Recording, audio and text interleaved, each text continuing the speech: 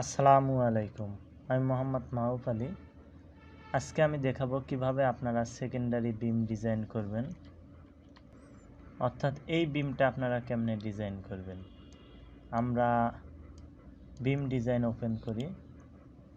এই বিম design Excel শিটটা open করলাম।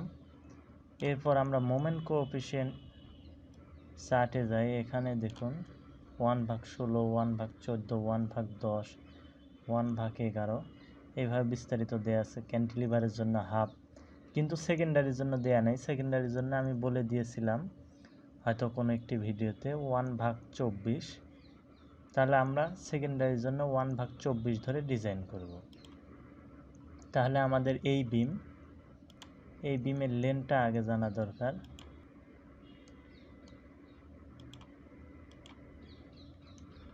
সতেরো ফিট 3 ইঞ্চি। তাহলে আমরা 17.25, অর্থাৎ এখানে সব ফিটে বসাতে হবে। এরপর আমরা বসাবো পাশের দুইটা লেন্থ। আর এই গ্রিড কিন্তু অবশ্যই বিমের সেন্টার দিয়ে যেতে হবে। 15 ফিট 11, 15 ফিট 11। তাহলে দিই 15.91667।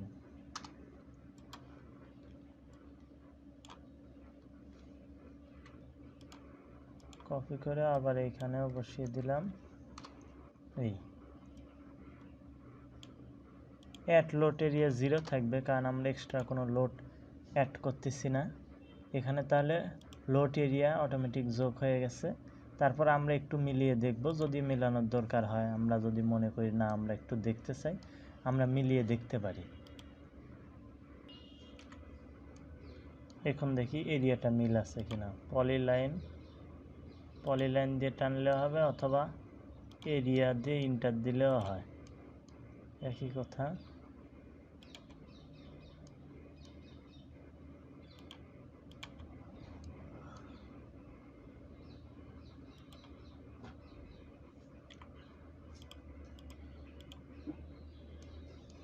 পলিলাইন টেনে LI ইন্টার 147.89 দেখি।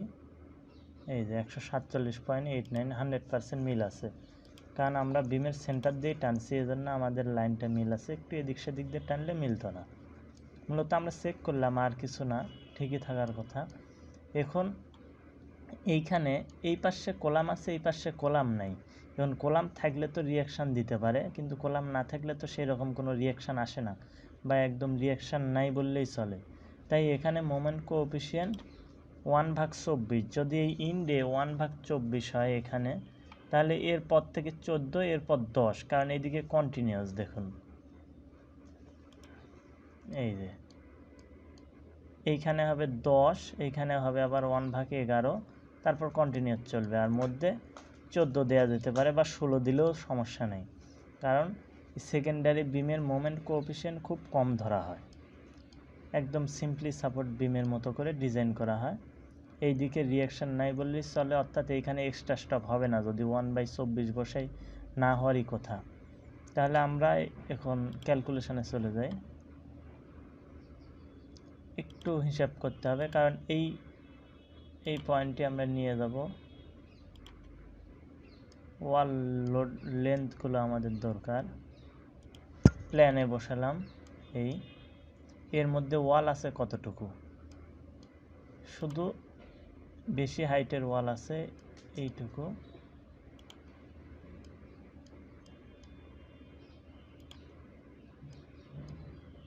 ষোলো ফিট 1 ইঞ্চি। আর এখানে কম হাইটের ওয়াল নাই, তাই শুধু 16 ফিট 1 ইঞ্চি আমরা বসিয়ে দিলাম। 16.0833। আর কম হাইটের ওয়াল নাই, তাই আমি এখানে 0 দিয়ে দিতে পারি। আর এই ওয়াল হাইট হবে জেনারেলি 8.5 ফিট।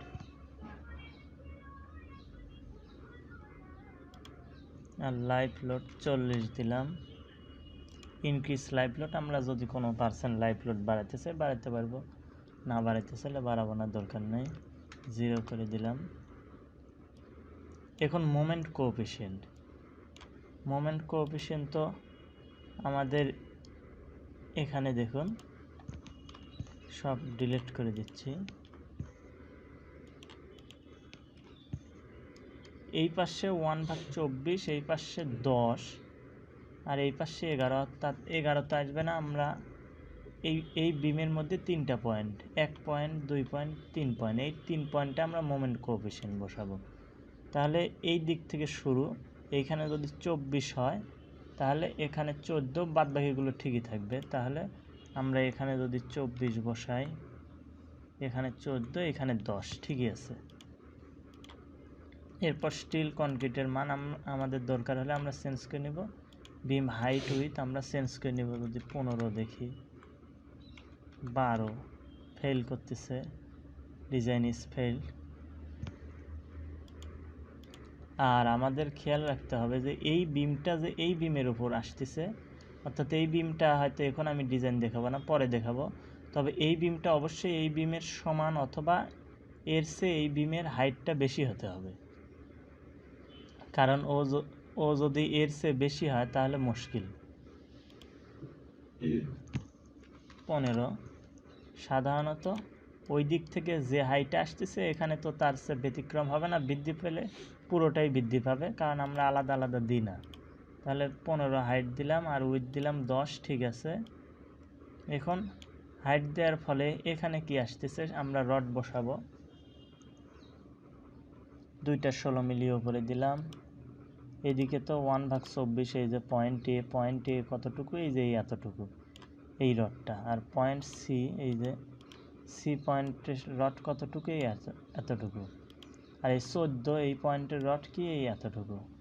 তাহলে অতিরিক্ত ওভার স্টিল আছে, আমরা 0 করে দিলাম। তারপরও কি 2টা 16 মিলি এই দিক দিয়ে গেছে, যার কারণে কি 10% ওভার স্টিল আছে। রিকুয়ার্ড 0.56, আর আমরা 2টা 16 মিলি 0.3131 হলে 62 হচ্ছে। আর এদিকে এই পয়েন্টটাতে একটু মজবুত করে ডিজাইন করতে হবে, কারণ লোড আমরা ওই দিকেই বেশি দিব, অর্থাৎ আমরা এই দিক দিয়ে বেশি ট্রান্সফার করার চেষ্টা করব লোড। এইদিকে দিই 2টা, হ্যাঁ, অথবা একটা, 2টা 20 মিলি হচ্ছে, অথবা আমরা 3টা 16 মিলি দিই, তাহলে আরও ভালো হবে। তাহলে ওপরে 3টা, নিচে 2টা ভালোভাবে বসবে। ওভার স্টিল কত, 4.2%, রিকুয়েট এত, প্রোভাইড এত। আর নিচে কি অতিরিক্ত ওভার স্টিল দিয়ে ফেলছি, তাই নিচে 0, 2টা 16, 0, 3টা 16,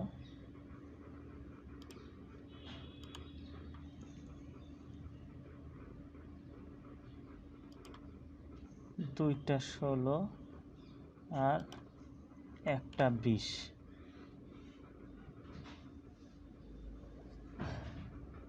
তা হচ্ছে না, সরি 12 দেয়া আছে, একটা 20, হ্যাঁ হয়ে গেছে। তবে এই নিচে অনেকে 16 ধরেও ডিজাইন করে, অর্থাৎ এই বিমটা খুবই হালকা করে করা হয়, যেন এই আশেপাশের বিমেই লোডটা বেশি ট্রান্সফার করা হয়। তবে 14 দেয় আমি বেটার মনে করি। তাহলে এই পেলাম কি, নিচে একটা 20 মিলি এক্সট্রা বটম পেলাম, আর 2টা 16 মিলি স্ট্রেট পেলাম। এখন যদি আমরা স্ট্রেট যদি একটু কম দিয়ে ফেলি, মনে করেন আমরা এইখানে আমরা 5টা দিয়ে ফেলছি, আর এখানে স্ট্রেট দিয়ে দিচ্ছি কি 2টা 12 মিলি, এখানে কিন্তু স্ট্রেট বৃদ্ধি করতে বলতেছে, অর্থাৎ একটা মিনিমাম স্টিল তো দিতেই হবে, সেই স্টিলটা সে দিতে বলতেছে। তাহলে এখন একটা ব্যালেন্স পজিশন আছে। তাহলে এই পয়েন্টগুলোতে আমরা কি দেখলাম, আমরা আবার ফিগারে চলে যাই। এইখানে এক্সট্রা স্টপ হচ্ছে কত, এক্সট্রা স্টপ হচ্ছে 3টা 16 মিলি, এই যে 3টাই 16 মিলি, এখানে এক্সট্রা স্টপ 3টা 16 মিলি, আর ওপরে স্টেট যাচ্ছে কয়টা, 2টা, এই যে 2টা 16 মিলি স্টেট। আর এই পাশে কি কোনো এক্সট্রা স্টপই হচ্ছে না, কারণ মোমেন্ট কোএফিসিয়েন্ট কত, এই যে 1/24। আর নিচ দিয়ে যাচ্ছে কয়টা, দুইটা 16 মিলি আর একটা 20 মিলি এক্সট্রা বটম,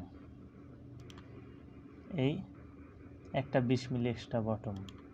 আবার যদি আমরা এখানে আমরা একটু অ্যানালাইসিস করে দেখব বিভিন্ন দিকে। এই আমরা যদি কনক্রিটের মান বৃদ্ধি করি, এই যে এখানে কি স্টিলের পার্সেন্ট বেড়ে যাচ্ছে, তখন দেখি এটা যদি আমি 16 মিলিও দিতাম, নেওয়ার কথা না, নিল না। আর সবার সামারি এটা ডিজাইন ফেইল্ড, কোথায় এক জায়গায় ডিজাইন ফেল করলে ডিজাইন ফেল দেখাবে। আমরা এইভাবেই সেকেন্ডারি বিম ডিজাইন করব। আজকের মতো এ পর্যন্তই, ধন্যবাদ।